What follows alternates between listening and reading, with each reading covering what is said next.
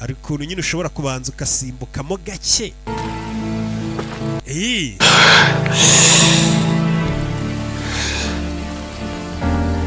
Tenía que contar esto en el juicio. Ibi byose uzabibwira umucamanza. Toda la vida. Vos vas a tener que perder a tu hijo el tiempo que diga la ley. Por justicia, por ética o por amistad. Lamento Kuko turi inshuti. más que nada en la vida. Nanjye mbabajwe no kuba umukobwa we Anne yarabuze. Pero no puedo subir a un estrado y testificar contra Max. Si vas a dejar de creer en la justicia, Ugomba guhitamo kwizerera mu butabera no mu kuri tal.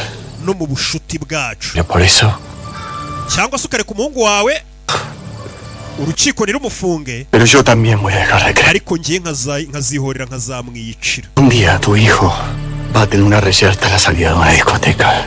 Bitiyuse ushobora kuzumva ngo umuhungu wawe ngo yarwanya avuye muri karabu ngo baramwica ngo arapfa, ariko ninjye uzaba wabikoze. A mí. Ngo yishwe n'umuntu w'ibiyobyabwenge.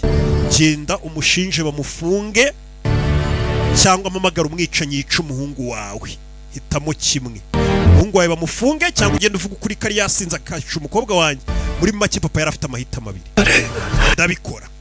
Papa niyo mpamvu yemeye kujya mu rukiko gushinja umuhungu we ngo ni umusinzi yicishije umuntu w'abandi. Ko yaravugaga ati ninafungisha umwana wanjye baramwica. Bijya bibaho na leta ikabatuye umuntu ariko burani yaba ari agashene kuko abamuhiga. ¿Te chantajeó con mi asesinato? Yaguteye ubwoba ngo aranyica nutamfungisha. ¿Cómo puedes ser siendo su amigo después de esa traición? Gute naba inshuti y'umugabo wakugambaniye papa. Traición. Kungambanira. Traición es una palabra magnificada por película. Kugambana ni ijambo rinini cyane. ¿Sabes por dónde me pasó? Cyo mu mafilime. Los huevos me pasó a mí. Ngiye byo kungambanira ntago mbyitayo. Lealtad. Kwiyubaha. Traición. Kwizerwa, kugambana. La boca con palabras como esas. Akenshi dutangira kubivuga ari uko ari icyo bisobanuye kuri twe. No estamos en el siglo XII ni somos caballeros. Ariko natwe ntabwo turi abantu beza. La vida vulgar, corriente. Bayeho ubuzima busanzwe, ntabwo turi abantu bakera b'inyangamugayo. Familia y los amigos. Aho dutabarwa n'inshuti zacu cyangwa n'abandi bantu bacu ba hafi. Jada mientras sujeta las cenizas de su hija en la mano, te la comes. Reka tubyite ko ari inshuti yanjye yansabye agafaveri ngo ngufungishe Exactamente. kubera ko yari ateruye umwana we wapfuye.